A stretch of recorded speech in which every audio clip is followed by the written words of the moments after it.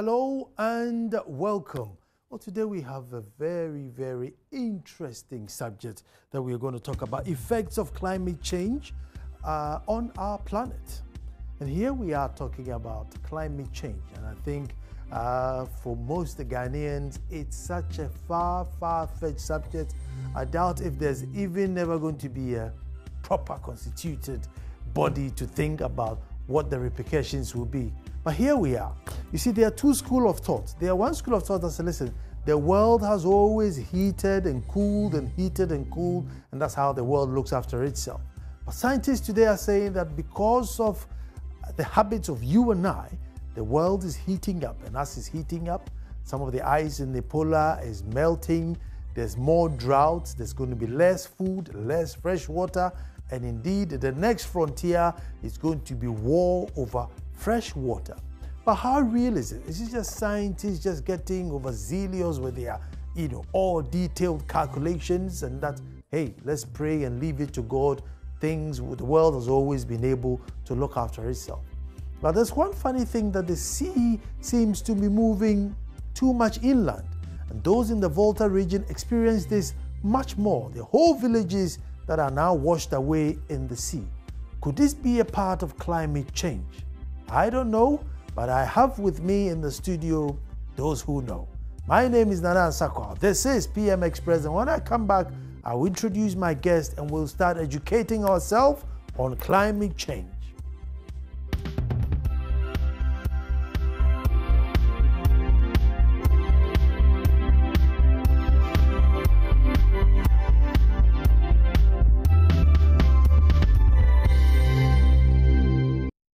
Well, thank you very much for staying. Effects of climate change. Now, I remember many years ago when David Cameron was elected as Prime Minister of the UK. And being a very modest Prime Minister, he hopped on his bicycle to ride to work. All the TV cameras in their vans and everything, including 2 helicopters, followed him all the way home. So the next day, he sat in the car and they asked him why.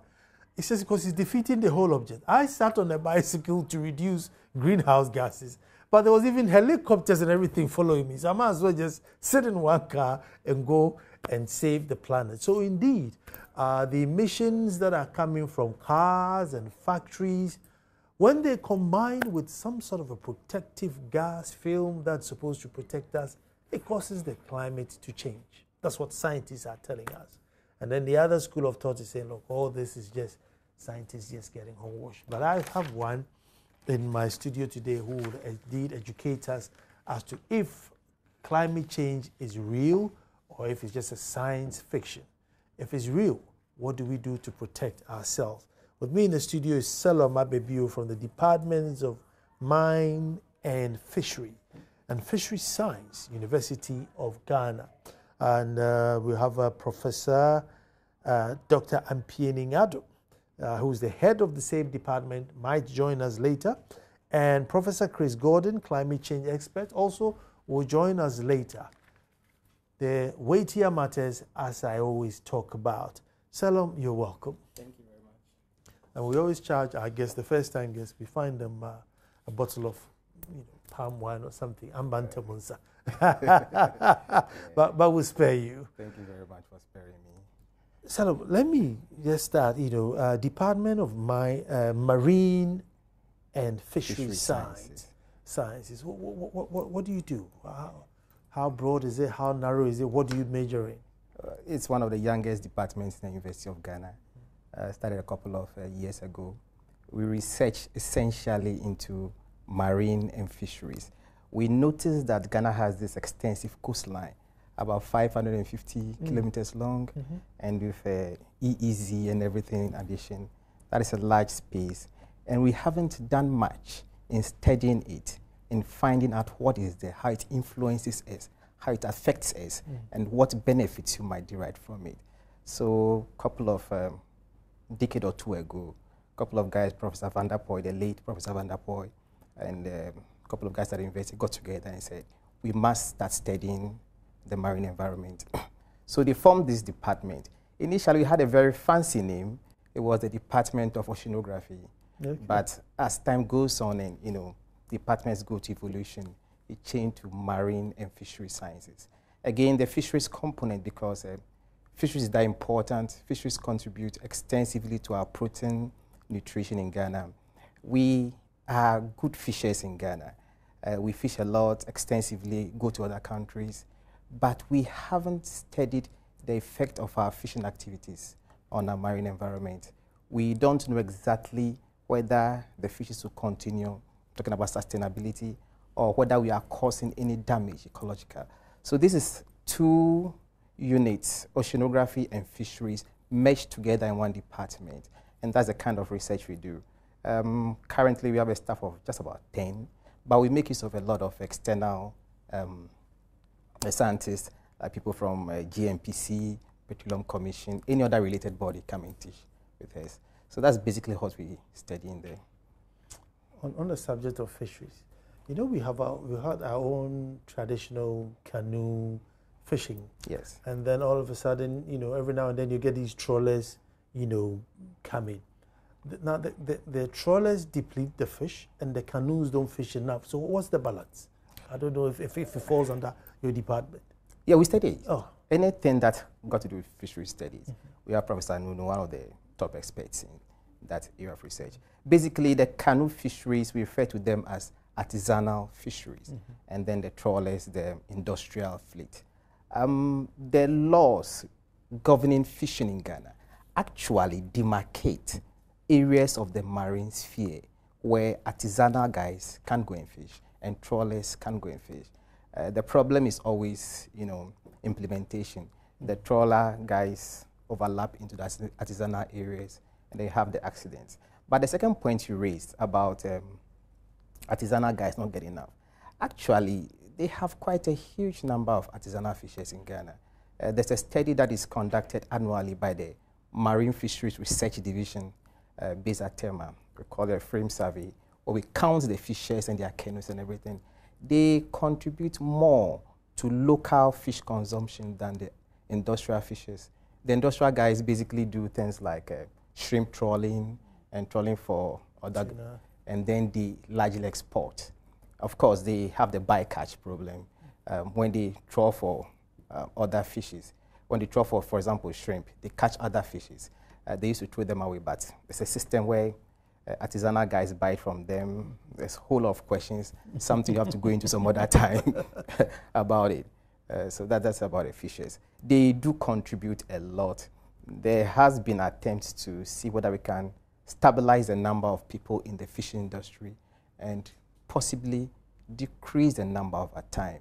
And this is aimed at creating a sustainable fisheries in the future.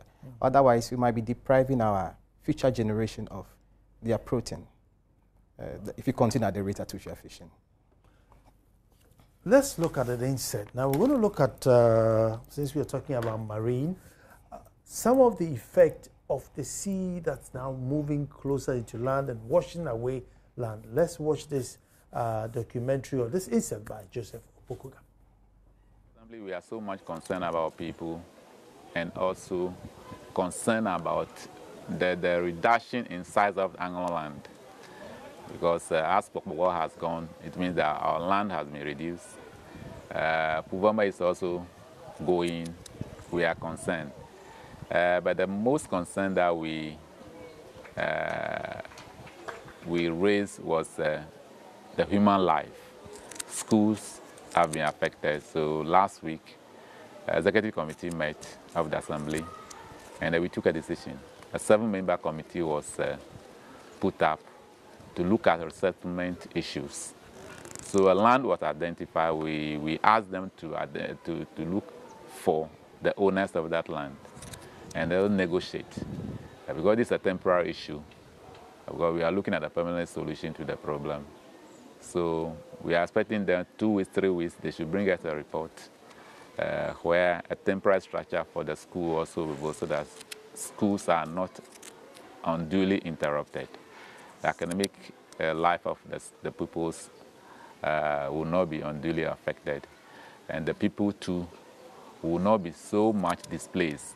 So it is our hope that by early next month we should find a way of resettling the people. How far away are you relocating them from their native communities? It is not very far. We know if you travel from Achiteti, you go to a community called Agokeji before Puvema. So there is a parcel of land between Achiteti and then Puvema, where exactly, which is closer to Agokeji. That's the area. And the people have agreed to go from yes, your negotiations? They prefer that place because it doesn't change whatever profession or whatever they do for living. It will not change because they are still in between the sea and then the lagoon.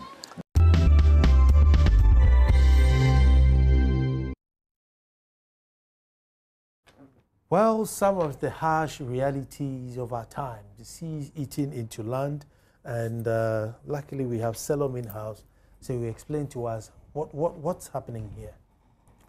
Well, it's quite a complex situation. I've been to Fufuma a couple of times, and it's very close to the shore. The beach crest is not very high, and it's low-lying, basically. But we are looking at this inundation or flooding, and we're thinking, what really is happening to the coastline? Is it just climate change? Is it human action? Is it some meteorological conditions that is creating this? Shall we start from climate change angle? Yes. The Intergovernmental Panel for Climate Change, which forecasts how much sea level rises, forecast that around our part of the world, we are getting 2 millimeters a year. I think this was about 1990 or so. So you can just multiply it, maybe 20 millimeters or so up till now. Is that significant to cause the flooding that we observe that the people of Uvume how do you measure 2 millimeters of sea rise? Yes, it's a very good question. We'll talk about that extensively. But we have instruments in the sea, or at least in Ghana, we used to have instruments in the sea that did the measurement, and over time, we averaged it and got 2 millimeters per year. That's a rate. You measure the change with time, and then divide it by the time, they get 2 millimeters per year. Why is it not decreasing? Why is it going up? Okay, so we are experiencing climate change. Essentially, the globe is warming. Our Earth space is warming. I read a lot about climate change deniers who, for usually financial, corporate reasons, would like to say that nothing's happening. But the truth is, our globe is warming. Like you said at the beginning, isn't that normal? Hasn't our globe warmed and cooled before? Yes, we had several cycles of warming and cooling. The difference is that this particular warming is or seems to be caused by humans. It's anthropogenic. 2, the rate at which the globe is warming. In our studies of the past, the Earth's past, usually logged in geological records, we haven't seen that rapid rise in global temperature. So 1, globe is warming because of human-induced effects, and 2, it's warming very rapidly.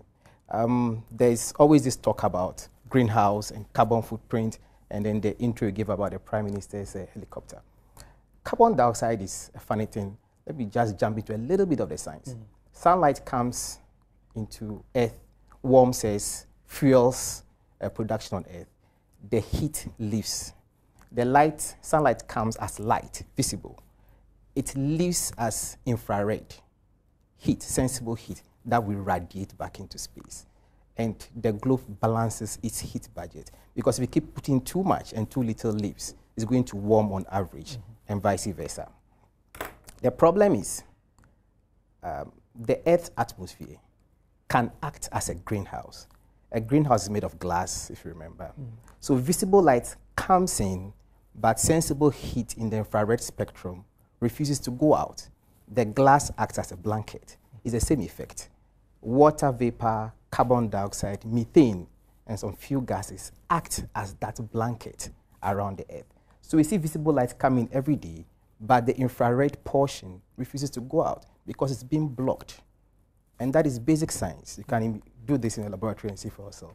So over time, if you increase unnecessarily the greenhouse gases in the atmosphere, what you end up doing is trapping more heat, hence the globe warms. Same way, if we're to reduce it too drastically, the globe will cool too much. What we are doing is pumping more carbon into the atmosphere and then pumping methane from agriculture and from biofuels into the atmosphere. But carbon happens to be the main culprit because that's what we're pumping. We drive cars, we operate machinery, we fly in jets. You burn organic material. At the end of the day, you get carbon dioxide in the air. And that is what is causing the globe to warm. There's little denying of that fact. Going forward, what is the effect of global warming? Well, if the globe warms too much, we know that a lot of the Earth's water resource is locked at the poles as ice.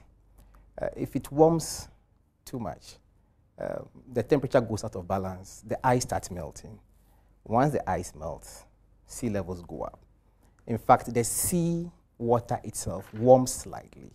And I think we all remember that if water warms, it expands. There's a little bit of thermal expansion of water, and then more ice go into it. There are other effects which we can talk about, like flash floods, rainfall, a whole lot of things that we are currently studying.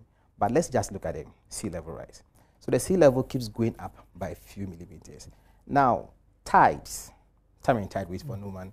Tides are a natural phenomena that occurs as a result of the interaction between the Earth, Sun, Moon systems. So we have high tide and low tide. In Ghana, we have something called a semi-diurnal tide, which means you have 2 high tides and 2 low tides every day. You go to the beach, you see the water come, after about 6 hours, it goes back. Right, that's a tide. We could have waves, which are usually wind generated, climbing on top of these tides. So if the coast is in a natural equilibrium with how the tides and the waves behave, and now you've lifted that by just a few millimeters, the whole system goes out of equilibrium. And then when you have an extreme event, you could have significant flooding. Problem again with Ghana is we're still researching. We're still trying to understand exactly what is happening because of maybe lack of human resource and lack of research funding to do more detailed studies. We've heard it so due to financial constraints. No. Due to financial constraints. I would like to talk about that. But essentially due to human resource, because we are building the human capacity so I can do a lot more research into. On the subject of carbon, how much can the forest be of help if you have a good blanket of forest? How much can it be of help? Yes, forests and the oceans are the carbon sink. They take in the carbon. It's a process of photosynthesis. Yes, I'll explain in a minute. It's a process of photosynthesis and respiration. Respiration is basically a burning process. So we also produce carbon anytime we breathe in and breathe out because we are burning food in our bodies.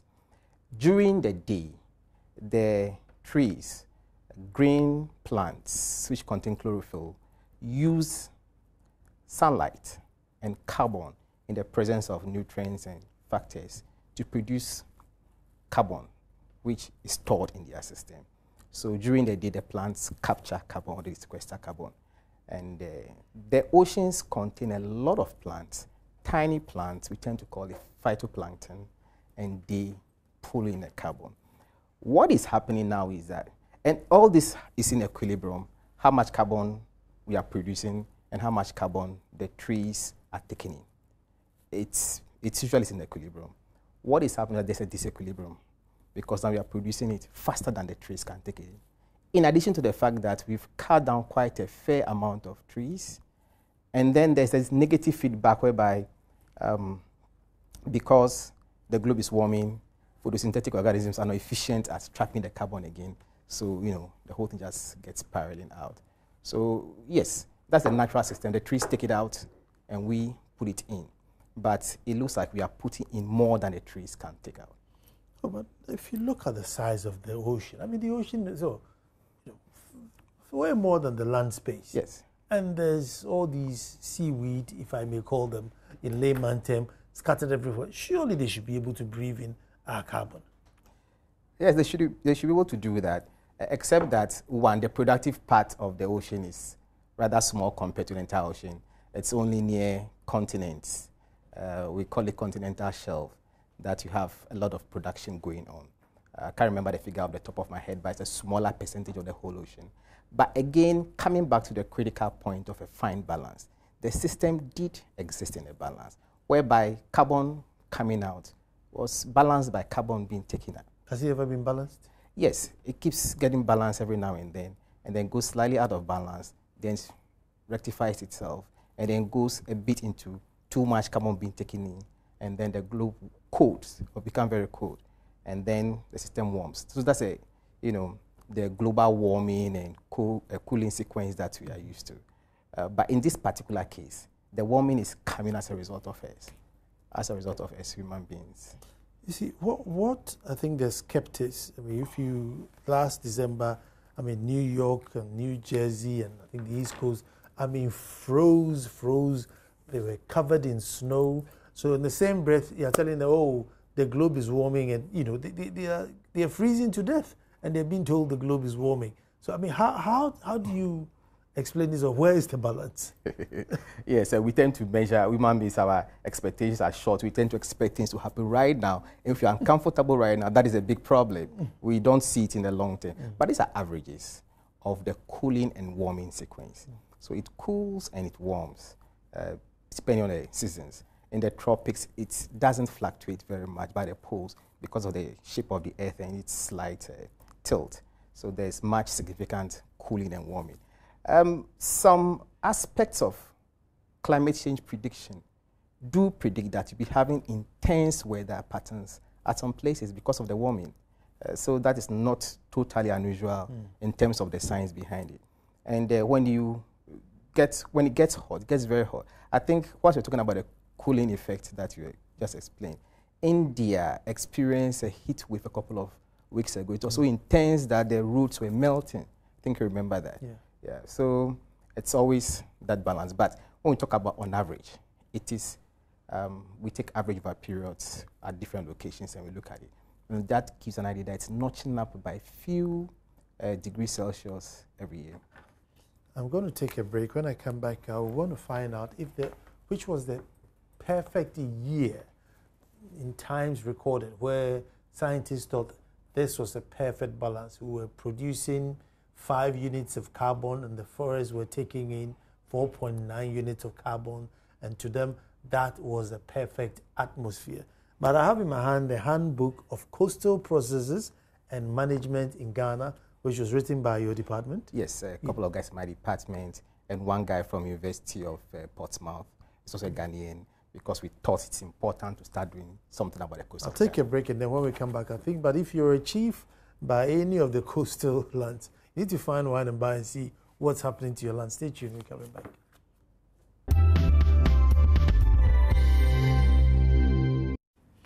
Well, thank you very much for staying, and beautiful subject, important subject that we need to talk about today so that we don't wait till it hits us in the face. And this one says, good evening. Very relevant topic. Climate change is also an area that humanitarian logistics is critically focusing on. Climate change is now a cause of a lot more meteorological and topographical disasters which have to be managed through humanitarian operations. Citizens don't realize the ripple effect of some of our practices on climate change. Globally, the volume of the seas worldwide is increasing due to melting ice caps, and our practice of sand winning on our coastlines, epicenter of volcanic regions are becoming more agitated due to other human activity and change in the Earth's surface, construction and depletion of vegetation. More education is needed because increasingly most Ghanaians believe the effect is far from us. KK from KNUST in Kumasi. Interesting subject. It's 0560 800 000, 0560 800 000. And if you live along the coastlines, I'm sure you want to pay attention to this section. There's a handbook here, which is of the coastal processes and management in Ghana, and it talks about everything to do with coastal lines. And we have about 520, 550, coastal. 550. 550. Now that's huge. That's huge. And that's what we're going to talk about. Is our coastal line changing? Yes, our coastline is changing. Some parts are changing rapidly. Some parts were changing very rapidly, and some parts are in a kind of dynamic equilibrium, not changing much. Coastlines, what makes them change? Again, a very interesting topic. Has our coastline been like that since, the beginning of time, or has it changed? Our studies so far suggest that most of our coastline, especially the sandy portion, the sandy beach, the one we really like, probably evolved between the last 15,000 to 3,000 years before present. Rivers dumped a lot of sediment there after the last small glacial stage when the globe warmed significantly, and lots of rainfall and sediment was being pushed into the coastline. Now, what is coastal erosion? Basically, you have more material being removed from the shoreline than material being added. We need to look at it in this way because the coastline, especially the sandy portion, is always in a state of dynamic equilibrium where material moves along and new material replaces it.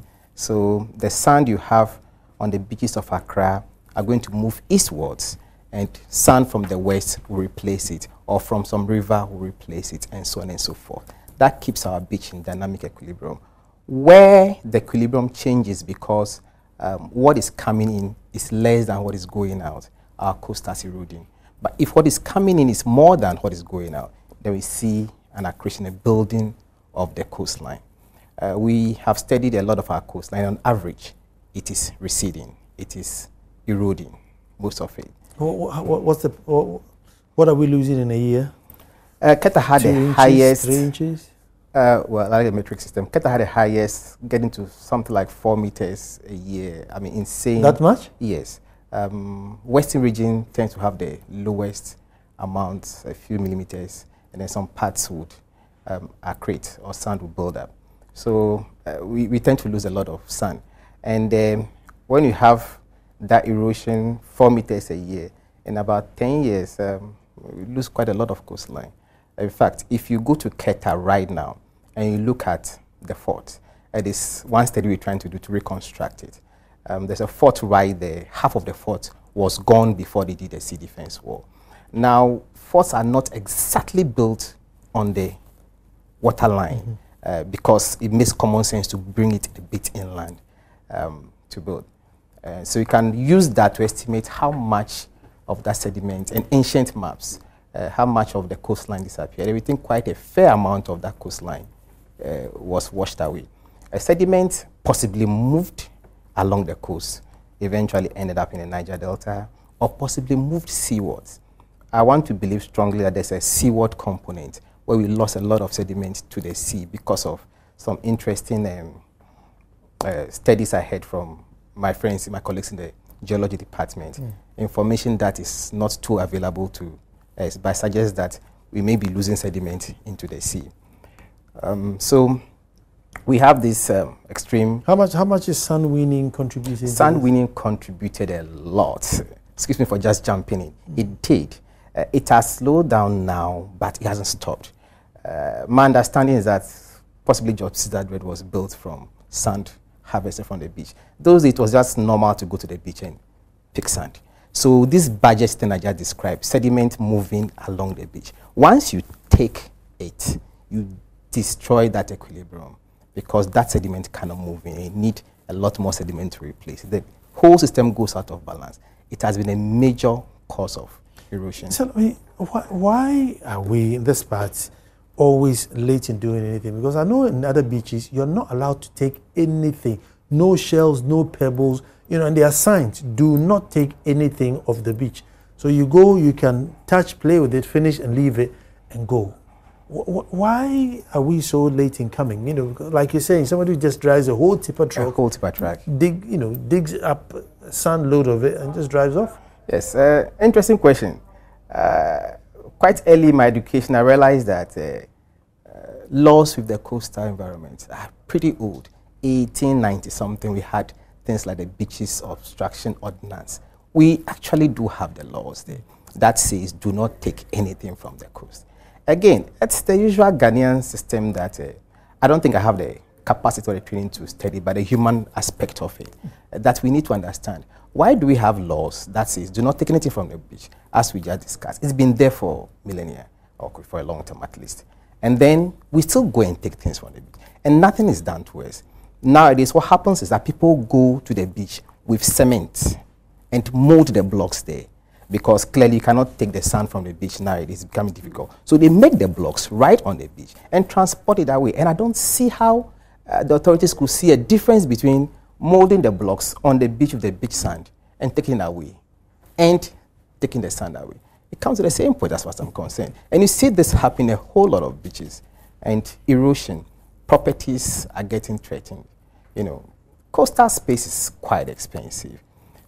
Quite beautiful environment that we should treasure, that we should handle with care, because it's going to become more and more expensive with time if we begin to develop a strong middle class and we want to use the natural amenities that belong to us. The coast is going to become very important, raising incomes and things like that. It baffles me a bit why we have the laws and yet we never do anything about it. This one says, good evening. I live in Keta, and you could see most of the communities washed away. But for the sea defense, some are being saved. Currently, there's this community, Fuvume,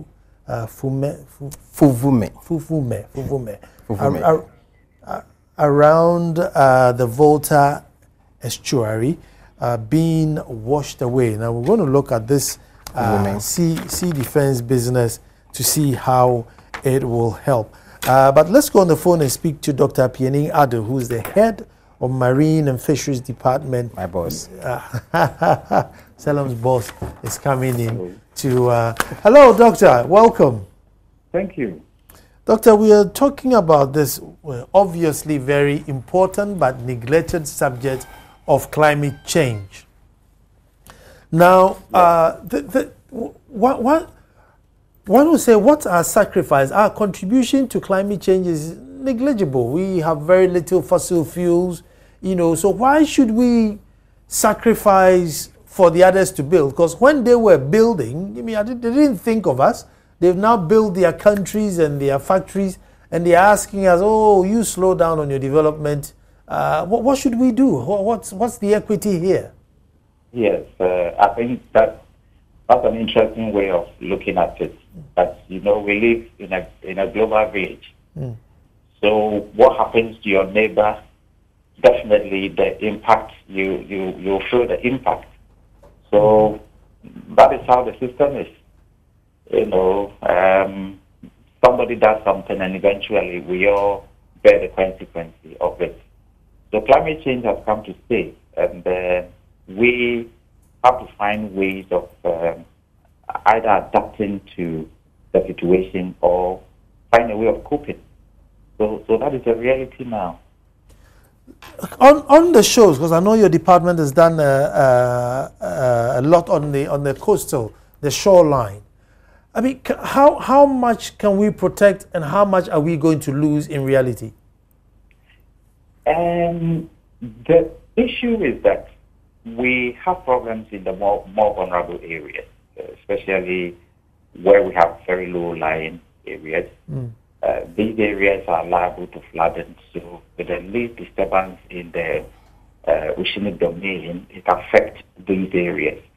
Now, with regards to how much should we protect and how should we go about it, the question is, if we are not careful, we may end up protecting everything along the coast, and can we afford? That's the question. So we need to look at it from a holistic point of view, whereby we begin to prioritize areas that are highly vulnerable and therefore need some form of protection, And again, looking at protection, should it be hard engineering protection, or we should look at other options that are available? So these are things that we need to look at. It's expensive. Coastal protection is very, very expensive. But as a nation, can we afford?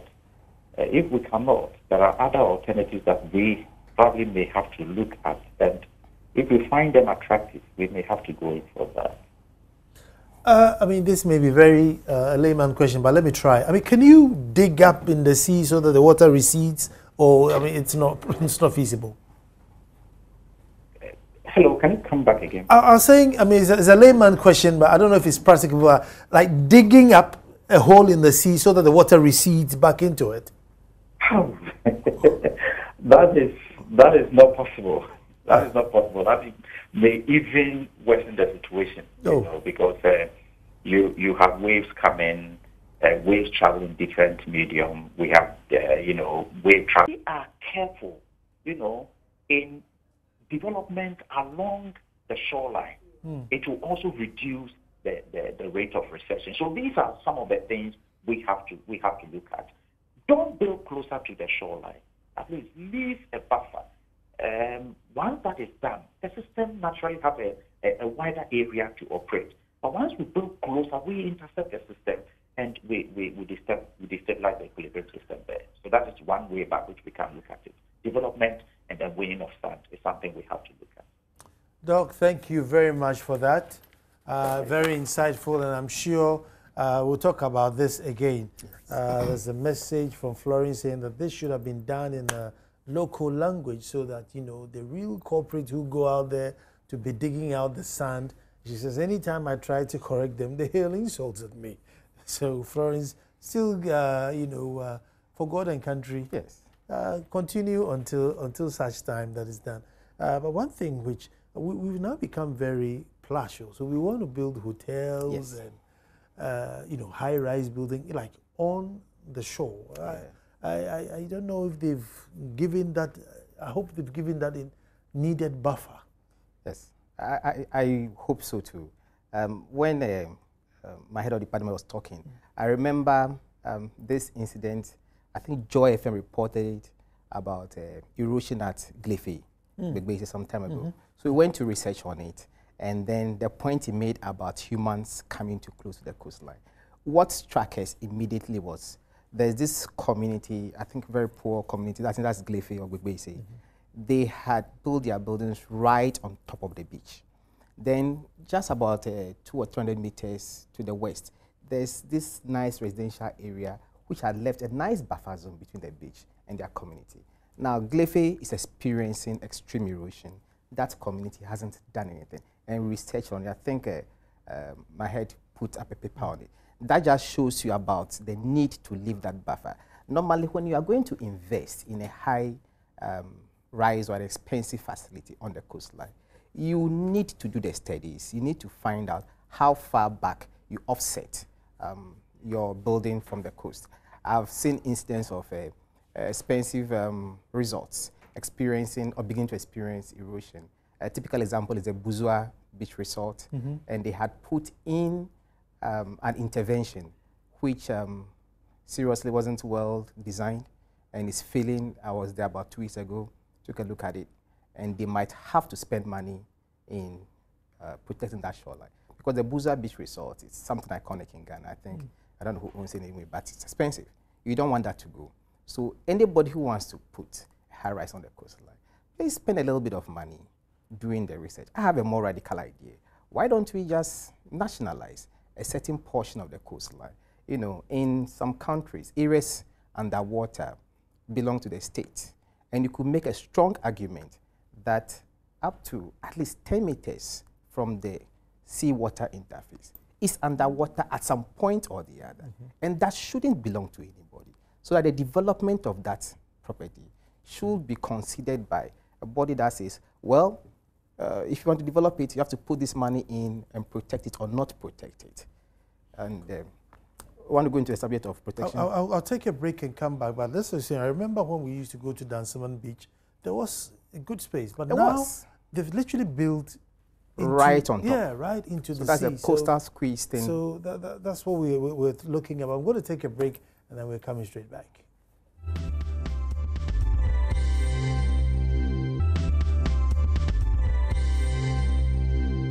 Well, we're looking at the effects of climate change, and let me take this opportunity to remind you again that on the 26th of March, all roads are leading to Akwemu Edumasa.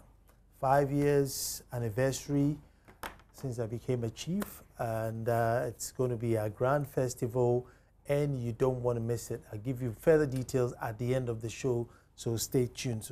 So somebody says, where's Edumasa? Edumasa is right after Akosombo. If you've ever been to the dam, just right after the dam, you'll find my little republic there. But there's a very beautiful message here. It says, very important and timely topic that affects every facet of human life. Nana, our policymakers contribute largely to climate change. Thermal energy that powers our electricity is one of the huge contributors of climate change. Already, our means of transportation is a problem because of the use of vehicles and machines that use fuel. To make matters worse, we are now using power barges which release huge amounts of carbon into the atmosphere as a result of crude that powers it. We have failed as a country when we could resort to renewable energy such as solar to save the climate. Every day the Earth's surface is hit over 10,000 amounts of solar energy and return into space untapped. When will our leaders rise from their sleep? Stephen Ajay. Stephen, thanks for tuning in. You're talking about protection. Yes, that's quite insightful. Yes. Somebody's really thinking. Yeah. So we go to coastline protection because eventually I suspect that the people who are experiencing this flooding would want some form of protection. Again, one of the problems we've had in Ghana is the kinds of shoreline protection we've put in place. By and large, we haven't studied our environment properly to have... Should you probably maybe educate the chiefs who sell off the coastal land? We give them some education about the need, the dangers. If you ask me, they shouldn't even have the power to sell it at all. But like I said, that's my very radical view. No, even though I know you are a chief. Important. And, it's important. No, if I had coastal land, I wouldn't sell it. Shouldn't. No, I wouldn't sell it. Now, the interventions we've put in up till date have transferred the problems from their current location to different locations or haven't worked well at all. People have, congratulated the Keta Sea Defense Project as having been a success. Fine, it has protected that these 7 kilometers of coastline at a great expense. But now we're experiencing erosion to the east of that, Blekusu towards Adina. The problem seems to have shifted. Was that the best method of protecting the coastline? We saw the beach road between Accra and Tema. Yeah. Yes, we had a scheme that wasn't well designed. It failed, had to be done a number of times. And recently, I think Amandi did some work on it. Hopefully, that holds. But it's always been on an ad hoc basis. We haven't really sat down to look at our coastline and say, what do we plan to do? Countries like the UK, they have a coastline management plan where we decide which coastline to protect and which coastline to leave unprotected. So it erodes. You're talking about will it continue eroding? There are naturally defensible positions on the coast. Should we allow the sea to just roll there? And after some time, a few thousands years, or maybe even a few tens of years, it will roll back. Should we go into that kind of scheme? Naturally, yes. Why haven't we done that? That's some of the questions we need to be asking ourselves when it comes to coastline protection. Instead of each time we go and look for boulders and dump into the ocean. And as far as I can remember, every budget that's been read in Ghana would have a component of sea defense. That's expensive. And we need to find a more modern way of handling the coastline, like using things like beach nourishment. Again, I don't want to talk too much technicalities, but we need to look at this and research into it properly. Beach nourishment to be what? So a lot of our coastline, we traditionally fish, we like the sandy shore. It's beautiful. So you don't want to lose that. And that's a trend worldwide. So instead of putting rocks, which just prevent access, or using something like that wire basket, terrible thing, the gabions, to protect the coastline, you could design a sort of nourishment where you pump sand from the sea onto the beach, spread it, Or sometimes it moves away. Maybe 5, 10 years, you study to know the periodicity. Then you pick it again and distribute on the beach. It is not as expensive as putting rocks in. It has continuous management expense because maybe every 5 years you need to do it again, every 10 years you do it again. But that is a more better approach as far as I'm concerned because you are working with nature, which is one of the things my head of department has been harping on for a long time. That let's work with nature. Nature brings the sand and takes it away. We have an understanding of the cycles. Let's work like that. Bring the sand back. I'm sure for Vuma, because it's low lying, the beach would have created a natural defense, raised itself up above the land so that you don't have the water going over that beach. You see beaches have that shape. Let me quickly move you to Labadi Beach. I mean, ever since we growing up, we've always gone to Labadi Beach and we ride horses, but the sea seems to be fairly disciplined. Or is it now invading? It experiences a seasonal erosion and accretion cycle.